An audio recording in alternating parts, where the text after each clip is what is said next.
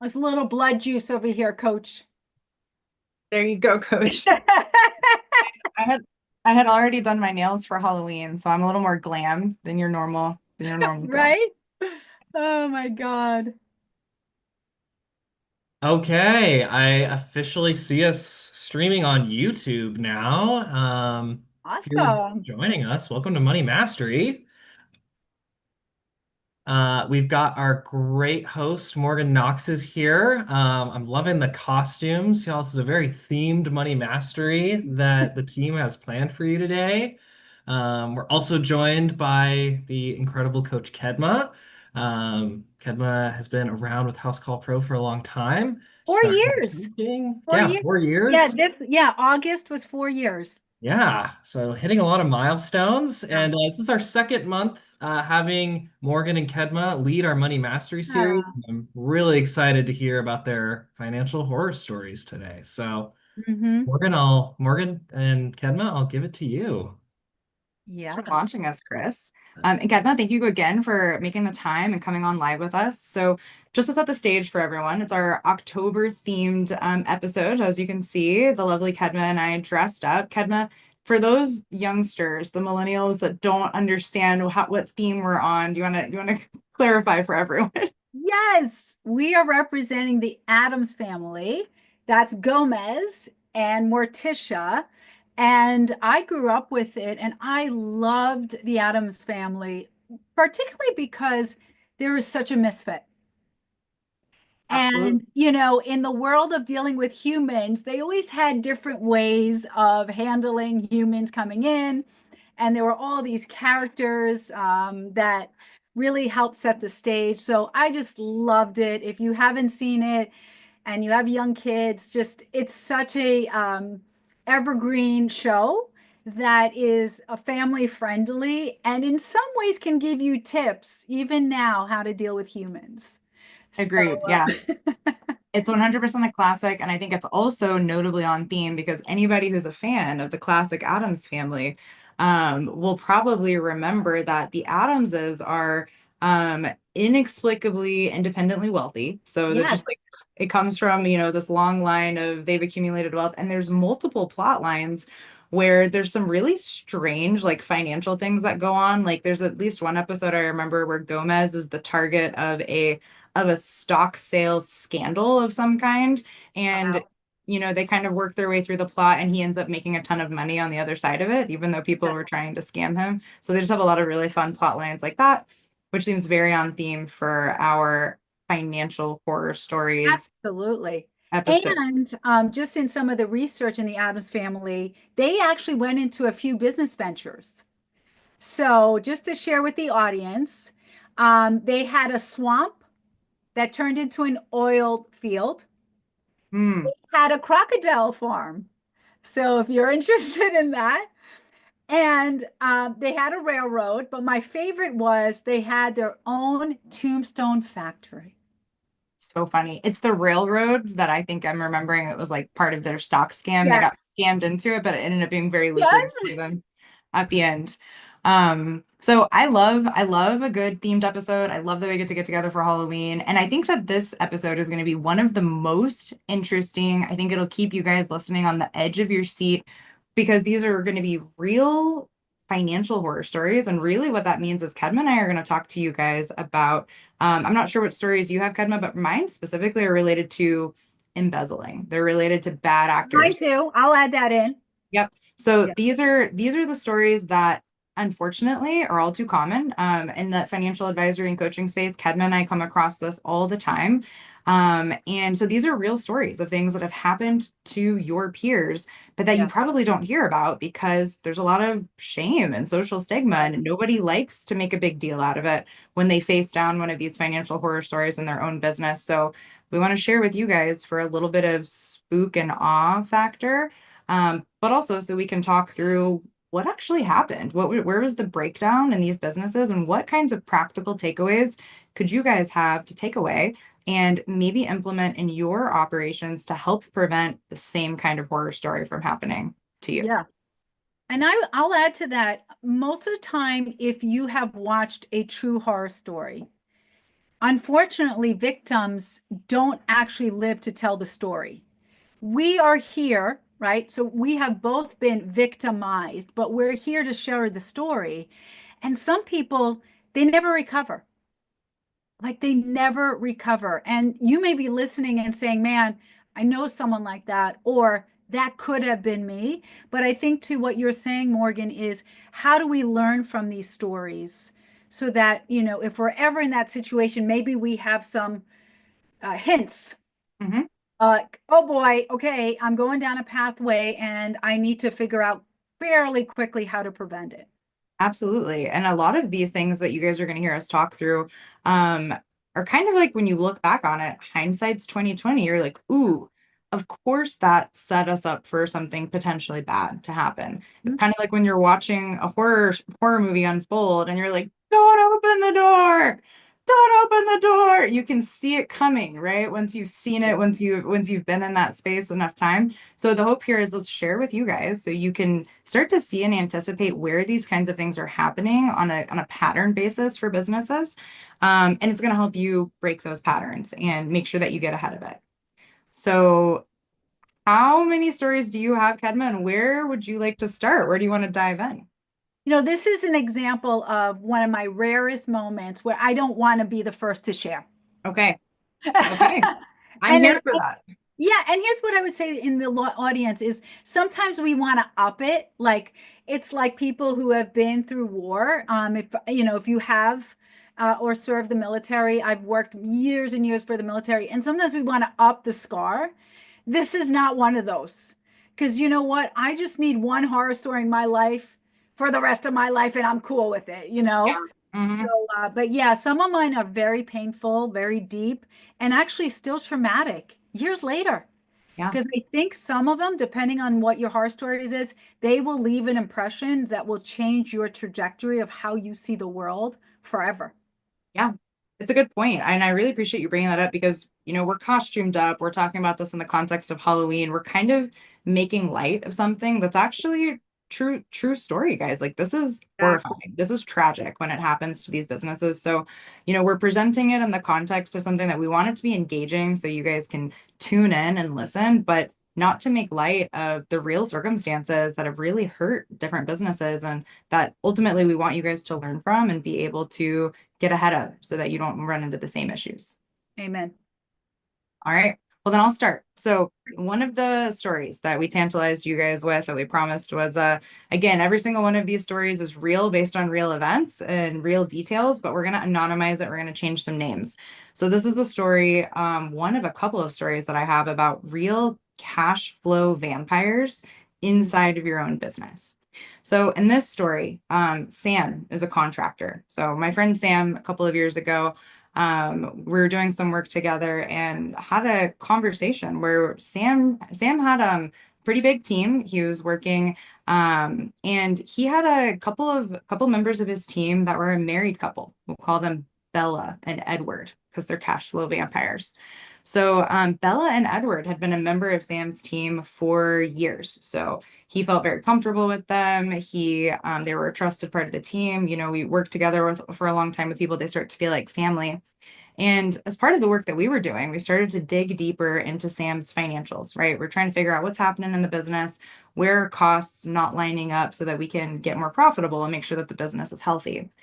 And as part of this exercise, Sam really stopped and he started to take a closer look at his financials than he had in years. And in this case, Sam was doing a lot of things right. He had an outsourced bookkeeping firm that was really taking care of a lot of the tracking of his business.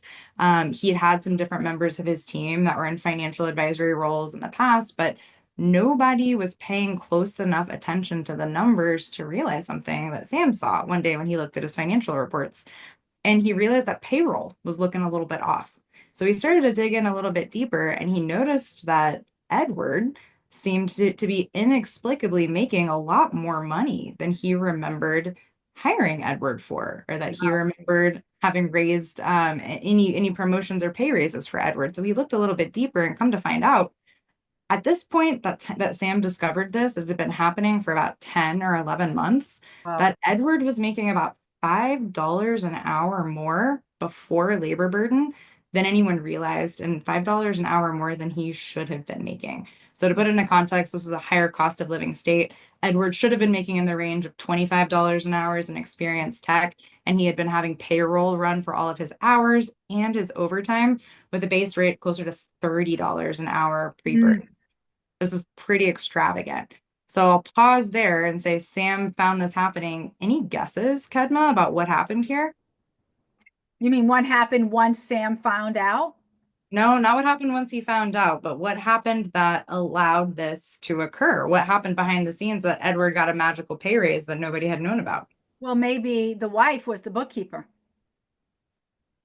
Bingo. So his wife was Oh, not yeah, actually, she wasn't the bookkeeper, but she did have control over a lot of the financial systems, and there her we go. hands were in the books. Oh, So his wife, Edward's wife, Bella, was the office manager of the business, oh, and she was responsible for running payroll. So one day she's in there running payroll. She decides to take matters into her own hands and give her husband a $5 an hour pay raise without consulting anybody. And it flew under the radar for a good 10 or 11 months before anyone caught it. So at the time, like many situations where this kind of embezzlement or theft happens from a business, you and I know, Kedma, that business owner Sam should have gone to the police. It's criminal theft, right? And at the amount and volume it was over time, potentially even felony level theft. This is something that should have been pursued, um, should have been indicted in a court of law. oh. But like is very common, business owner doesn't want to do that, right? Can you think of like, tell me a little bit, kind of when you've seen this in the past, why is that? You know, like we know what we should do, but people just they want to brush it under the rug. And Well, so, first of all, because good publicity and bad publicity is still publicity. So it could turn against us. You could have, someone would find out, like, so even though we've done nothing wrong, if someone even found out there was embezzlement, then that would question my integrity, my knowledge, my intellect, my business savviness, right? Why was it undermined, right? I mean, there's an embarrassment. It could be a cultural issue, so many reasons. yep. Yeah. And so for all of those reasons, and I think you guys are going to find that that's a consistent theme with all of our stories. Nobody likes to be caught with egg on their face, right? But what's the natural consequence of that when we don't draw a really firm line in the sand and we don't pursue people who have this kind of wrongdoing when we find it in Sure. businesses? They get confronted. Sometimes they're fired. Sometimes they leave before someone can fire them because they know that that people are closing in on them, and they just move on and they do the same thing to the next To business. another one. So what happened? So exactly that. And actually in this case, it was a really challenging scenario for me as an advisor because I wanted to, very clearly move to remove these people Yeah, from yeah, the yeah, business. yeah, There's yeah. no space to keep them in. But this was a really challenging thing for this business owner who, Sam, had a relationship with these people, and he didn't want to believe it. He was going Right. through grief. He knew, he went through all of these different paths to try to see like, well, did some other employee that I had approve this and I didn't know, and it just happened a long time ago. And so he kind of went down all these paths to try to explain it, and ultimately did come back to the fact that no, they lied and they stole the money. And Wow. even in that case, he wasn't really sure how to approach it, how to address it. So he just confronted the office manager and told her that he knew that she had done this and that he was And removing what did she say? he told her he was removing her ability to process payments and run payroll, and she just quit. Didn't want to, she didn't take Wow. accountability for it. She didn't admit Wow. to anything. Yeah. In this case, he didn't even move to actually remove her from the business because I think he didn't know how to feel about it. It's one of those things where you're kind of in denial. And so she quickly quit and her husband quickly quit, and they moved on to their next venture in And it life. yeah. Oh, and how's Sam doing? Since then, I think it's really dramatically rattled him. And I think just like you said, like this is something it's hard to come back from. You have a sense of trust for the people in your business. And Yeah. I think we're kind of continuing to see a little bit of it. It's hard to sometimes pick up those rocks and peer under them because you're afraid of what you're going to find in the business. Wow. Oh, Sam. Yep. So That's we're feeling for you, Sam. But so why do people resort to criminal activity in the temptation? What do you think? such a good question. When I was going through and getting my business degree and had some coursework related to embezzlement and bad actors, the way that they explained us, the way that they explained how we should be thinking about financial controls, I think was a really interesting framework. And they said basically you have to look at a business and look at all the financial systems and assess, and really you have to move with the idea that anywhere in a business where means, motive, and opportunity exist, those three pieces, anywhere that means to be a bad actor and move funds, motive to do that, an opportunity to do that exist, someone's going to do it. So Wow. the way that the Right. way that financial control design is operating is that you look for all of the areas in a business where money is moving, and you have to remove one corner of that Of that. triangle. And they Nice. say that, means, motive, and opportunity, you should always assume that motive 100 it exists 100% of the time. So there's no way that you can remove motive from the triangle. So you just have to focus on the means and the opportunity. And so means would be, do they have the physical ability to move money or to do things that they're not Wow. supposed to do, and kind of curb that. And then the opportunity is who's exercising oversight. So, this is where one of the key parts of financial controls that we talk about is that whoever's doing your bookkeeping, whoever's doing the Sure. tracking, should never have the ability to move money around, because that's means and opportunity. They have the 100%. ability to move money where it shouldn't be, and they have the opportunity to hide it. So Right. that's one of the core financial controls that small businesses need to be keeping in mind, is that those two roles need to belong to different people, so Yeah. that whoever's moving it always has somebody watching. And the person who's responsible for tracking and watching never has the ability to move things and cover it up. Yeah. I want to share a piece on this. This happened this year. Is my They move very, very fast, but my bank account was hacked. And what Mm. they did is they didn't go into my primary account or my family, they went into my children's account. Oh, wow. It was very sophisticated. And from the children's account, they were moving money very, very fast because I have three kids. And I do periodically check, and I'm like, okay, this doesn't make sense. So anyway, I called the fraud alert over at my bank, and Tara is our branch manager, and she's known me for years. We're very close. And then, of course, they go into the auditing process. Well, the next day they called me and they're like, Kedma, we found out, we have some more intel, and we found out who, we identified based on, the screens and all that, who the culprit is, who the person is, who, or the bad actor. I was like, okay. And she's quietly saying it, and she goes, she's on the phone with me, and she goes, Kedma, it's your Calls coming husband. from inside the house. No, what is it? Yeah. She's like, it's your husband. I go, honey, it's not my husband. Okay. I've been married to that guy for 22 years. It's not my husband. It's not my husband. And then she paused because the bad actor was so good that they impersonated my husband's profile Oh, wow. and, and spoofed it to look like it was him. Oh, wow. So even when they were going through and doing the audit, they thought that. Yes. And they said it was probably one of the most sophisticated scams. And then, of course, my mind went to, oh my God, I'm sure they're somewhere in the third world country. And they said, no, Kedma, they're actually based in Oregon. Wow. And I go, what? They said, yes, the new domestic, like, terrorists, so to speak, are actually based in the state because they Mm, have more impact in like the jump. And I was like, it just blew my mind, but it was such a it was such a huge takeaway from me that even my branch manager thought it was my husband so because interesting. so right, sophisticated. Did they give you any insight into how they could have potentially gained that level of access? Did they They have any nope, idea? they in fact that's what they were working with, like forensic, and they said it was so that's when she escalated it up and she's like, look, even like this is something we're going to be studying for a Hmm. while.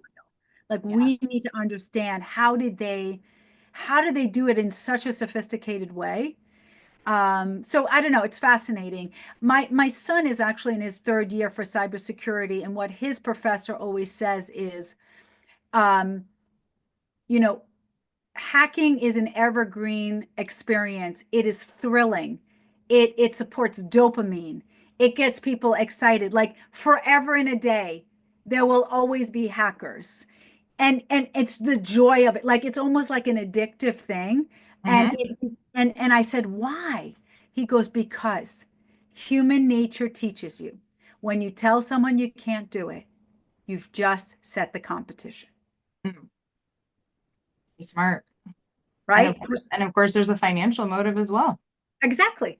Yeah. Exactly. So it's phenomenal. And I love where companies are going these days, especially people who are so involved in cyber. They literally pay people a ton of money to what? Try to hack into my system. Try to Mhm. hack into my. So anyway, it's fascinating. Fascinating. It is fascinating, and I think that that's an exciting, opportunity for us to dive into a couple more of the specifics of, Yeah. how this looks for people. So, we mentioned in the first scenario about the cash flow vampires in the business with adjusting payroll, some really basic operational controls that you guys can think about within your businesses, making sure that whoever is moving money around, taking payments from customers, sending payments to vendors is a different person than who has control of your books, right? And even more than that, making sure that that person who's moving payments around, moving money, doesn't have access to change things in the books. If they have the ability to go in, they can do it. The way that financial controls tells us to think about it is that you have to assume that at some point they will. But there's one other piece of that that I think is a really important takeaway and is relevant to my next story too, which is that um, this was a married couple within the business, right? Mm. So that is, and actually in this scenario where this happened with Sam, funnily enough, Kedma, one of the first things that I told him whenever I learned about his team and learned how people were related is that this other story that I'm about to share was fresh on my mind from a client experience a couple of years ago where another married couple had some really bad acting engineering that they did to steal money.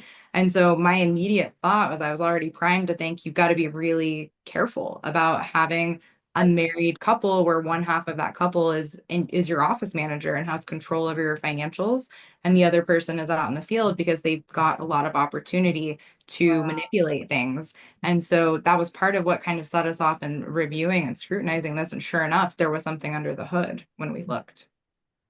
Wow. Yeah. Yeah. It's again, like you said, it's that motive, it's that means. Yeah. It just makes it a lot easier to do when you've got somebody else there helping you with it, right? Maybe talking you into it. 100%. Yeah. 100%. So the other story, I can't remember if I've shared this one with you, but similar theme, cash flow vampires inside of your business. Very similar, different contractor. We'll call this one Jeff. Okay. So Jeff is running a thriving painting business, and one day Jeff gets a really nasty phone call. Um, one city over from where he lives and does business, a paint and materials vendor was calling him and reading him the riot act about this giant outstanding paint and materials bill that he was delinquent on, that he hadn't been paying on, to the tune of about $80,000 to $90,000. Big problem, Jeff had no idea what this paint vendor was talking about. Mm. So come to find out when we backtracked through it later, and I came into the business after he had uncovered this and he was making financial system changes in the business. So he was relaying to me what happened. Very similar. He had an office manager who was married to one of his project managers out in the field. This was very sophisticated because they used a couple of different tools, but essentially what happened was this. As the office manager, she had access to all kinds of documents about the business, including things like the business EIN and paperwork from the business. Right. So Right. she was able to give it to her husband, and he went over one city over and he opened a credit line, a vendor account with this paint store so that Right. he could charge materials onto that paint store account. Um, and you could see how essentially they could go through and just be running business on the side there, charging materials to the account, but pocketing all of the revenue. And they could be making away with a lot of money while sticking another business with the bill. So that's one thing that can happen and sometimes does happen, and I'm sure some of you guys have seen and heard of. Sure. But in this case, they actually went a little bit further where they were stealing jobs from the main company, from Jeff's company. And so what was happening is that whenever a job would come in, and we'll call them Bella and Edward again, when Edward would go out to bid for this job, he had kind of had two sets of books. He had two sets of bids. There was one smaller bid that he would submit to the business's main system, their main invoice. And there was a different one that he and his wife were building that they would send to the customer, that the customer would see. And so let's say that every time they did this, it was about 25% or 30% bigger of a job than was actually getting reported back to the company.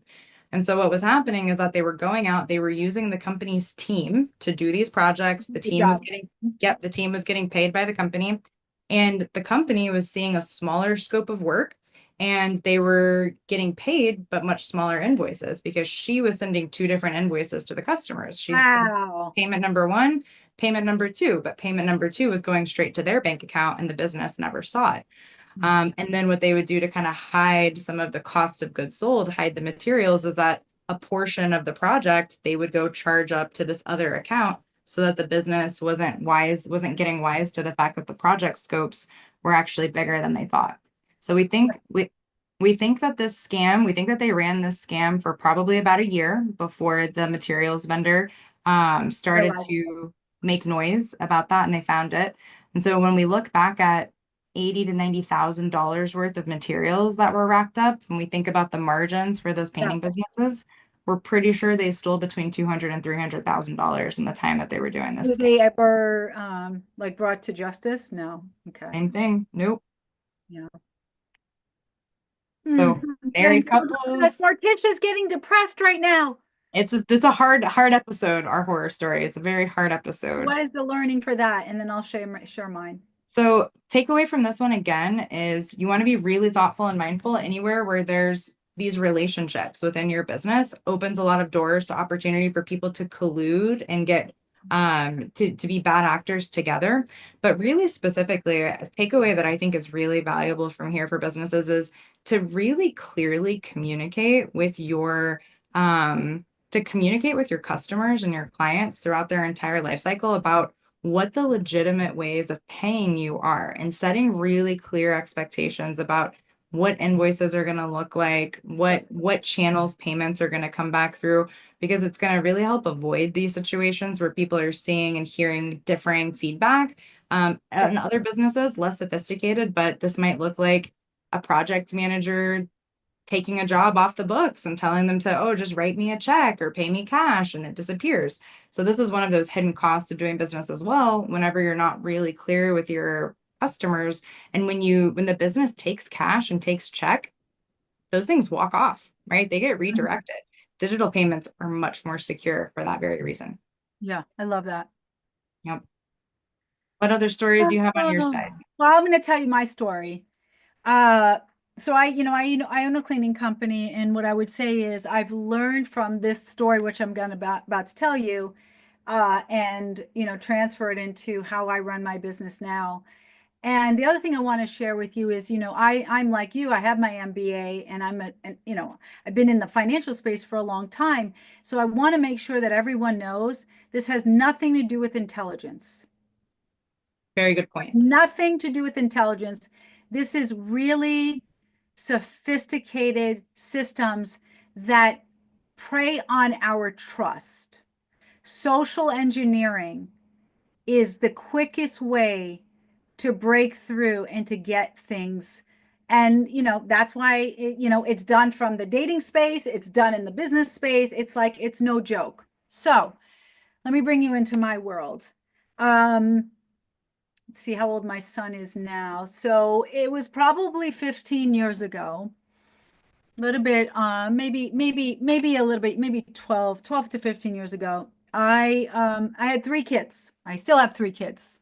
Of course, now they're teenagers, and half the time I don't know. I always say with these children, like I'm pouring into them, but now it's like, I get 5 or 6 words, a week. So I have these three kids. Now, as a math person, I was doing daycare, and I realized the average daycare is $1,000 a month if you're in a decent daycare. Now multiply it by 3. That's Mhm. a lot of daycare. And that's what I was looking at. I was roughly paying about $3,000 a month because I had young kids. So I had this idea. Why don't I just start my own daycare? I was Mhm. already running a business and I could add on to that. So I did. Opened up a daycare here in Portland, Oregon, got certified, and built out a beautiful daycare in a gorgeous home. And we became certified to provide French curriculum because my husband speaks 6 languages, and it was really, really cool. Hired a director of operations. Now, I am a money person. So, of course, I was not going to give her access to the money. Of course, I wasn't going to give her access to the account. And what I'm about to tell you is true social engineering. Mm. Now, when we were working in the daycare, which is very profitable, if you ever want to have a profitable business, go into the daycare business, right? It's very profitable just for a lot of reasons. And so we were working with affluent parents, but because I love to serve people, I decided to strike a contract with the state of Oregon. And in that contract, we actually helped children who didn't have the means to go to an expensive daycare.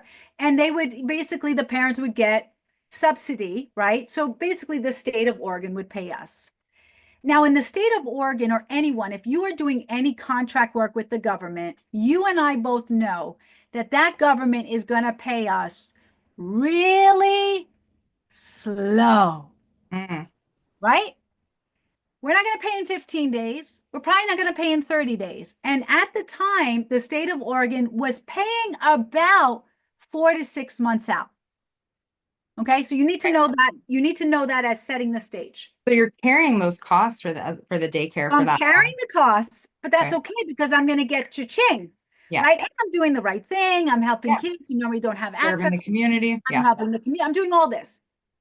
Now, I was paying the director of operations, and not only was I paying her a good wage, I was paying for her apartment as part of her benefits.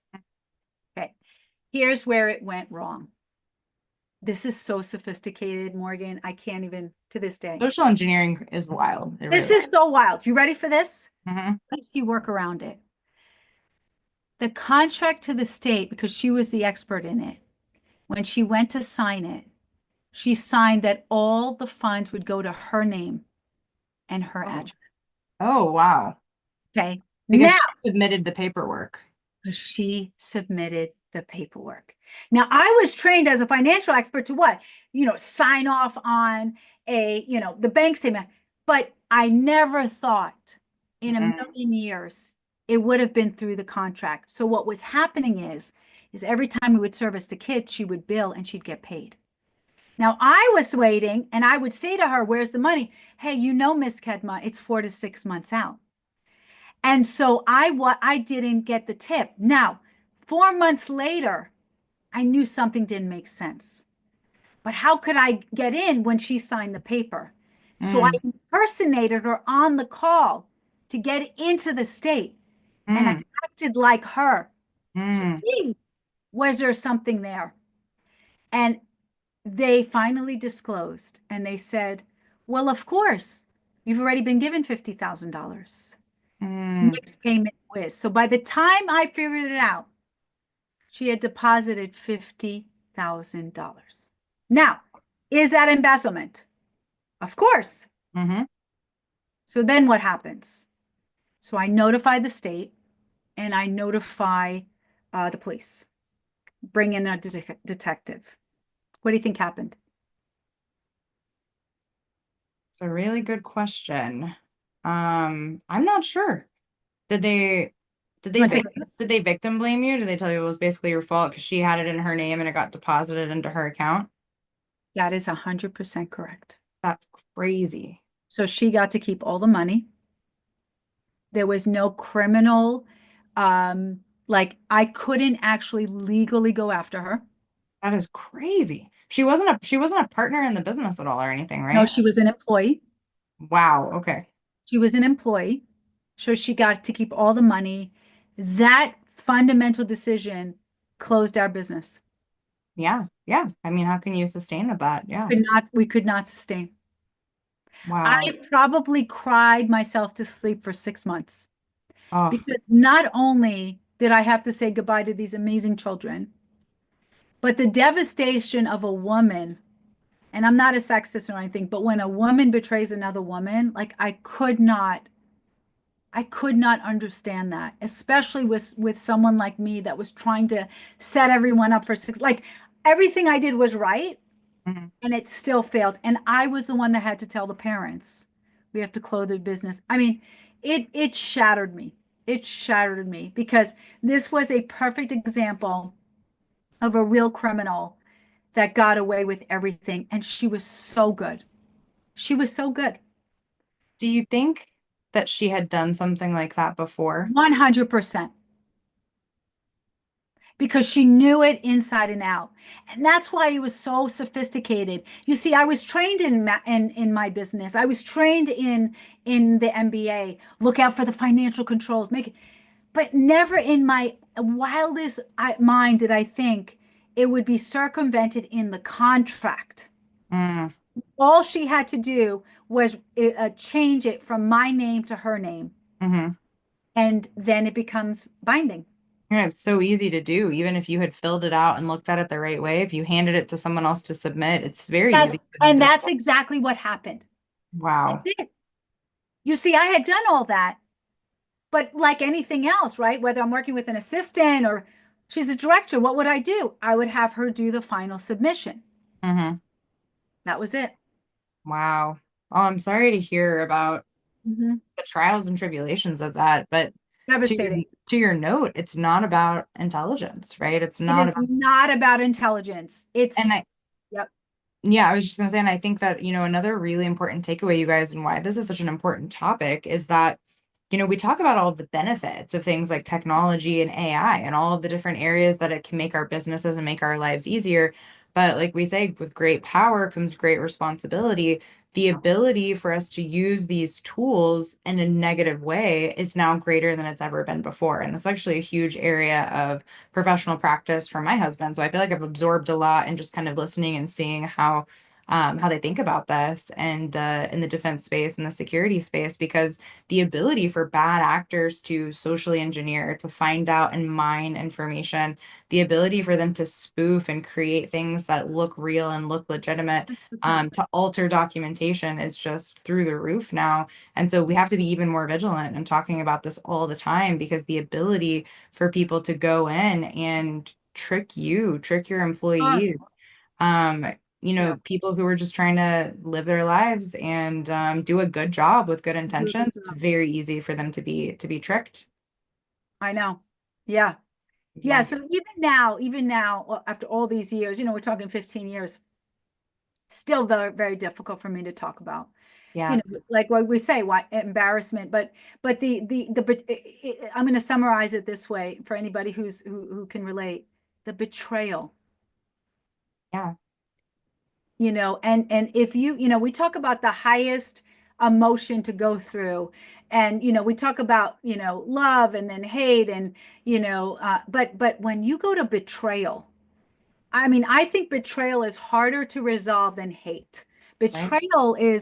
Betrayal is trusting someone in front of you and watching them stab you. Mm-hmm. That to me is how I describe betrayal. It's so crippling. Mm-hmm. It's so crippling that it makes you question everything. Yeah. Like, who else is doing this to me? Or who Yeah. else it's really, and that's what we're really talking about is what does it mean to be at that level of betrayal? Because in order to have betrayal, what do you have to have? Trust. You have to have trust. Yeah. And that's why I think it's so earth shattering. And we talked about, like, in that scenario earlier with Sam, where you start to question your identity as someone who's smart, who has a grip on Yeah. what's going on, who knows what's happening in the business. And so that's part of why I think so many people get away with this and move on to the next thing. And kudos to you for doing the hard thing and making it visible and trying to Yeah. pursue legal action, because so many people, it's just easier. It's abuse, like any other kind of abuse, Oh, right? That's what we're 100%. that's what we're talking about, guys, is that this is a relationship of abuse, and it's a lot easier to get angry about it whenever it's a total outside ghost of an actor that you never see their face, and you've got this mental image of pirates in a third world country or something. And we have a couple more cases like that we'll talk about today. Yeah, But please. whenever it's internal, when it's close to Oh, home, whenever it's somebody that you have a relationship with, that you trusted, I mean, it's theft and it's abuse, and it strikes at the heart of your identity for trusting people. 100%. Yeah, 100%. So, yeah, yeah. Never did a daycare again, but I still loved it. I loved it. I loved it. Yeah. So, anyway, I'll pass the buck to you. Yeah, so really quick on that one too, though. So you were pretty, looking back on it, pretty sure that she did have some type of experience like that in the past, just based on the I sophistication, mean, how well here's she what I managed would it. say, to have that kind of sophistication, Yeah. It didn't just come out of nowhere, right?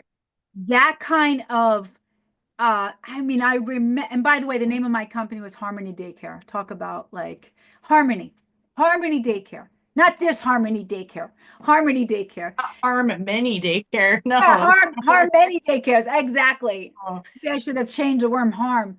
no. But to have that kind of sophistication, and again, look, at the end of the day, we could say, Kedma, you were ignorant, Kedma, you were naive. But here's what I will say. For every person that has harmed me, I still choose to trust others. Because if I stop trusting people, then they have won. Mm-hmm. They have won. My husband says this to me all the time. How do you still trust people? Because I believe in the good of others. And yeah, maybe for 100 people I trust, one is going to really take advantage of me.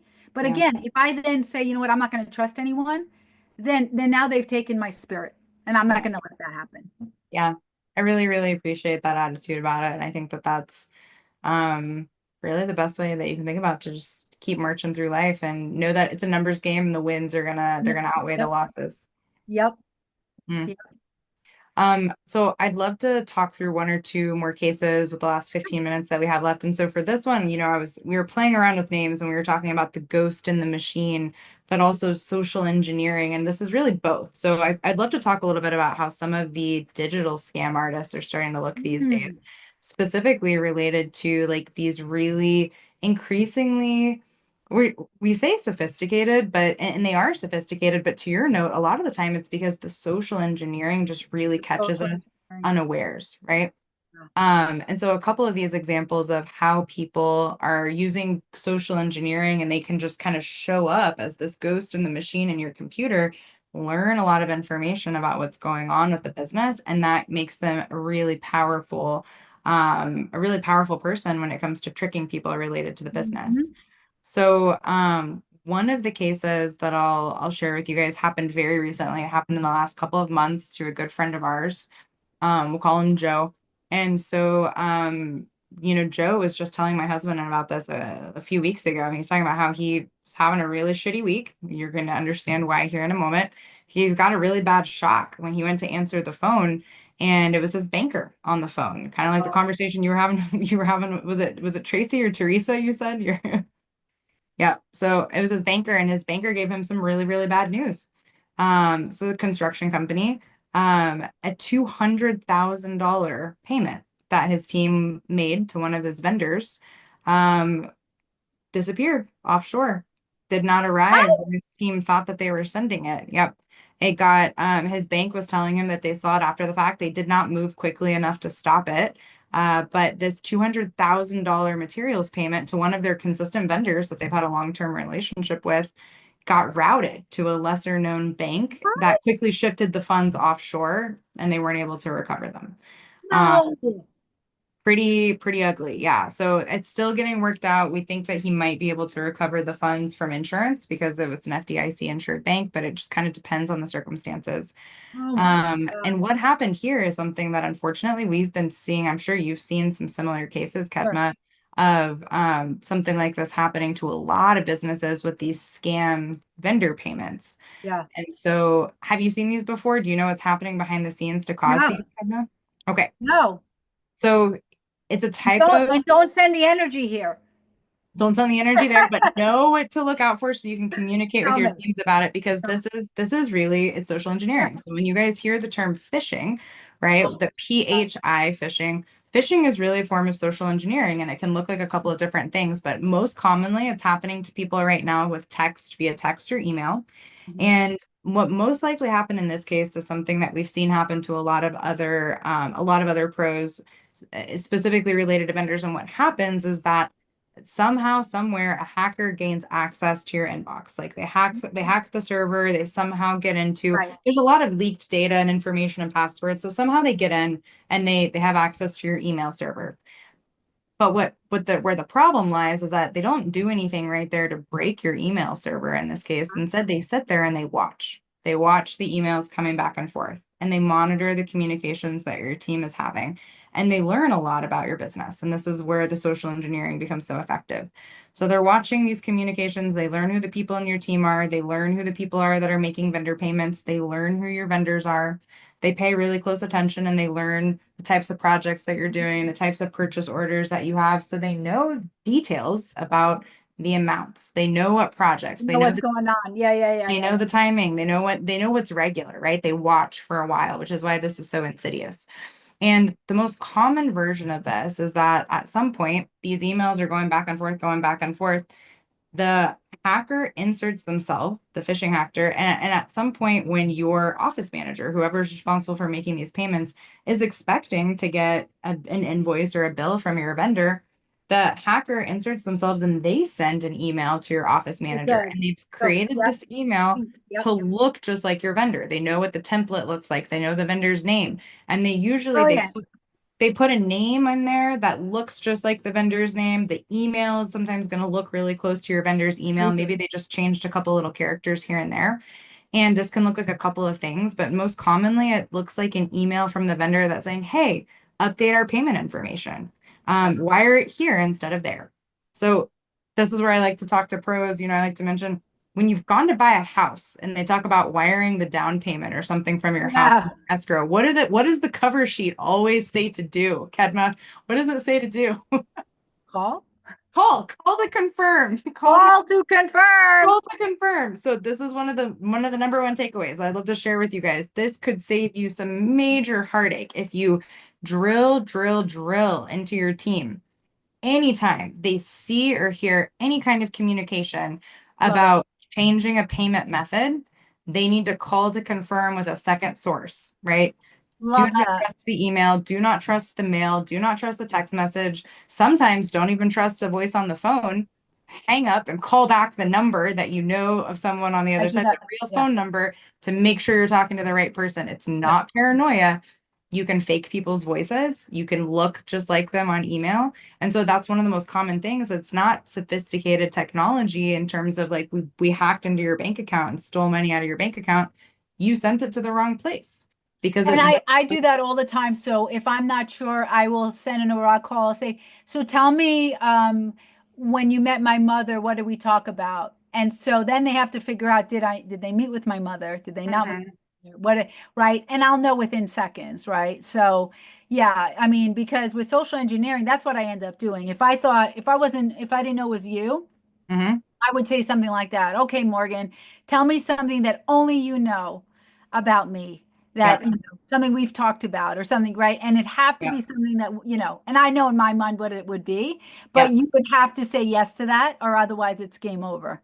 Yeah, you mentioned something that's really relevant for like, so when this hits people personally, right? This happens a lot of times outside of Sometimes, yeah. business. And it can sound like, so one of the scams that we're seeing and hearing is people cloning the voice of a kid or somebody who's Yes, I've seen your that.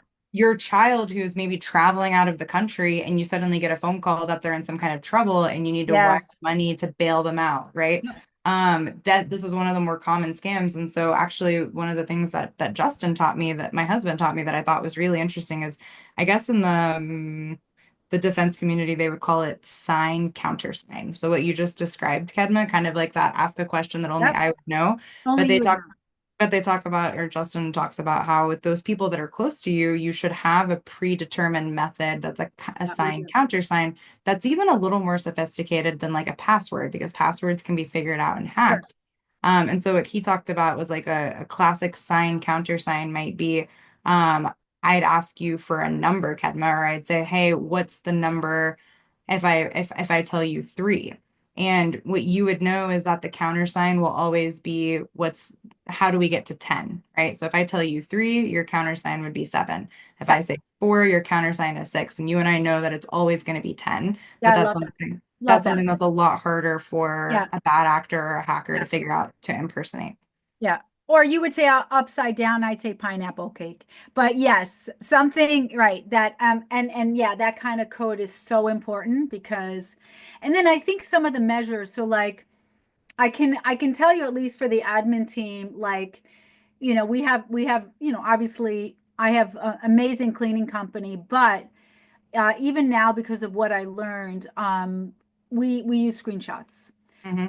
And then we use AI to validate. So I can input into AI, is there, here's a list of things that may come up in the screenshots that you need to red flag me on, right? Hmm. So if it's like, if it's pattern interrupt, okay, now it can red flag me. Hey, wait a minute, this doesn't make sense.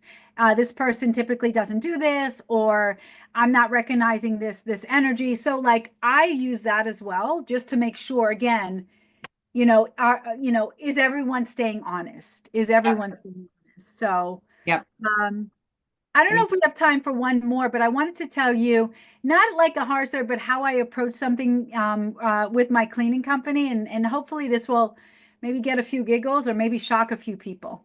Okay. So early on when I started my cleaning company, again, I am someone who's very, I trust people. I trust, and if you say you're going to do something, I expect you to do it. So we had a very big cleaning job with a lot of cash coming in, right? It was a very large job, and we had someone, assigned to manage it. And everything was scheduled. It was the day of the move out. Everything was set up, and the lead person doesn't show up. Okay. Now I'm stressed. I'm, not new into business, but new into this situation cleaning company. And I can't find her.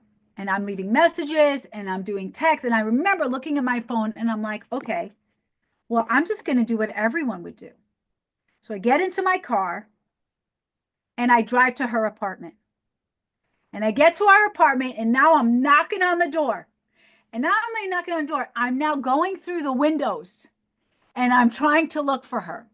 I can't see her in the window. So what do? I do what any business owner does. I start stalking the parking lot. Oh my gosh. And I'm stalking the parking lot, going license by license. Looking. Then I can't find it. So then I do what anybody would do. I track her boyfriend on Facebook Oh my gosh. and I call her boyfriend to see, is she there? Can't get her boyfriend. Then I do what anybody would do. I start calling hospitals to Yeah. see if someone of this person was there. So I am here in the parking lot. And then I'm like, you know what? Maybe I'll knock on the landlord's one, because I didn't think for a second that she'd have the audacity to not show up to work. Oh, so you thought something terrible happened and you're trying to I figure out thought what something happened to her. terrible happened. And so I didn't realize until my colleague called me and said, Kedma, you need to leave there now, or you may be arrested as a stalker. Okay. This is not how business owners handle the situation. So I left, but I remember the devastation. I won't show it here, but I have a video talking to my partner, Elena. If you don't know Elena, she's amazing, sobbing to her. And in the video, I'm like, I can't believe she didn't show up. Yeah. I can't believe. Now, fast forward, I never heard from her again. Now we've been in business almost 2.5 years. Last week, she sends me an email, What? swear to God, and says, this is why I left. And all it was a video of someone taking hours doing an oven cleaning. And Oh, I remember I must have given her a hard time that she wasn't doing the oven fast enough. oh my gosh. And so she just no-showed work. She no showed, but she waited 2.5 years That is crazy that it to was let me know. shimmering that entire time. Simmering that. I do think, I think it's a sign your heart is very much in the right place. I've had similar situations in the past where, I've had virtual teams for almost forever, Right, fully right, right. dispersed. And so I had, a key role for one of my teams that just didn't show up, no showed one day. It was very unlike her. And I was legitimately worried. I had police go do a Oh, welfare you check. did? Oh Okay, so yeah. I'm not the only crazy person No, who I had does it. police go Okay, do a welfare check. I was like, that's okay, not normal. That's not typical. Like something happened. Like no call, no show. Very unusual for that right, teammate. right. They were happened to be fine. They just had some health issue stuff that had cropped up, and they were out of touch for a little bit. But you're not crazy. No, okay. I will never forget that moment, Morgan. I'm looking through the apartment She was hiding in that apartment She was 100%, wasn't hiding in she? that She was apartment. hiding. And She didn't want to talk to you. I am going through the entire parking lot looking for her license. I can't believe what I did. But Gosh. again, You that were was worried my for her heart. well-being. That was my heart story. I think that's a really funny story.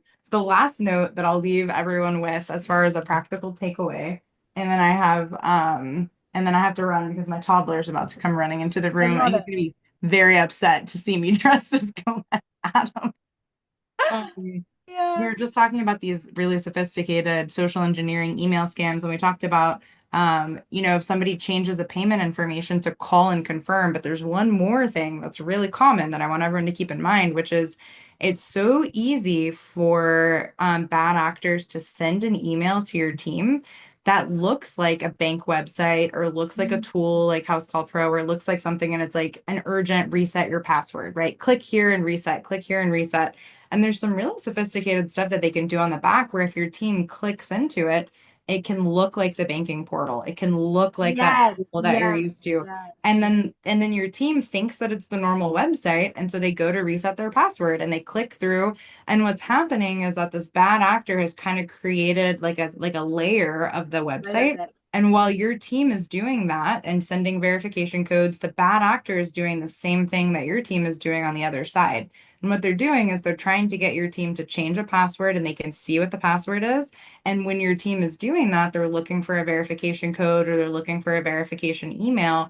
And when they plug it in, the bad actor is passing that verification code to the Right. real website and Yeah. logging in as your team, logging in as you in some of these cases.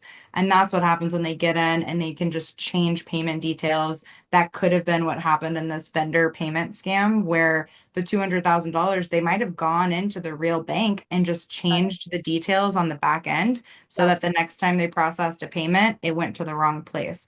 So the big takeaway there, you guys, is drill into your team, anything related to payment information, payment details, always call, get a second confirmation, but drill into your team to never click through links and emails to log in I anywhere. want to share one last thing, Morgan, and I know Yeah. we're out of time, but this is so important.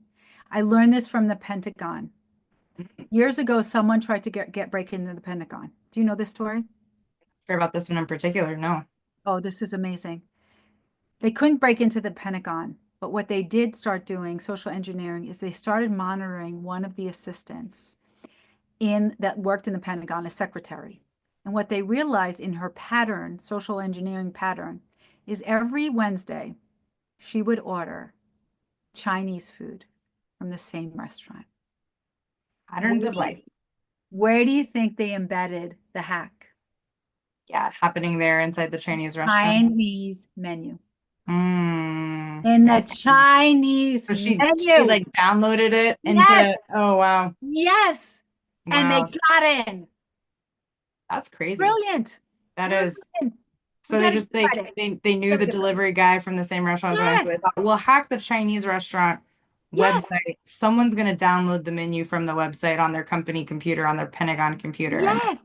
wow. Because they could see the radius of where it is and think about how many Yeah. people there are just ordering and boom. I mean, look, I don't want to give credit, but you got to give credit. Sophisticated criminal activity, these people are entrepreneurs. They are entrepreneurial. That's They're for sure. entrepreneurial. So anyway, that is probably one of my favorite, like just studying the level of sophistication of social engineering. And that's how they got in. That's a fascinating one. So you guys tell your teams, think twice before you download the Chinese menu, right? Think twice, Well, it could but be Asian also, menu, yeah, Indian menu. It just yeah. happened to be Chinese. Any of the menus, think Any of twice the before you download. menus. Look, you can look in the browser, but don't download them. But even more than that, you guys make sure that your teams know and don't ever click into an email to then log in on a website or click into an email to reset a password.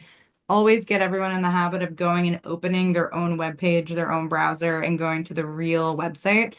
Those two little tricks, I think somebody listening to this, it's gonna save you a world of heartache if you can Love it. implement and action those with your team. Awesome. I think we look great, by the way. We look amazing. I wish We we were do. next to each other. We do. I'm just gonna say it for everyone else who's watching live. I feel the energy. We look Wait, I great. wonder if Chris can take a photo of us. We should take a Classic Addams photo Family. Here, I'll do a and, screenshot. post it on House Call Pro. I got a screenshot. Okay, perfect. Perfect. You'll Good have to job, post it. team. Thank you, Thank you, everyone who joined us everyone. live for Money Master. We hope this was helpful. Leave some comments. Tell us what you think. Have you seen any crazy scams or any kind of financial horror stories? Maybe we'll invite you on for this episode next year. I love it. Let's do it Bye, again soon, everyone. Kedma. Bye.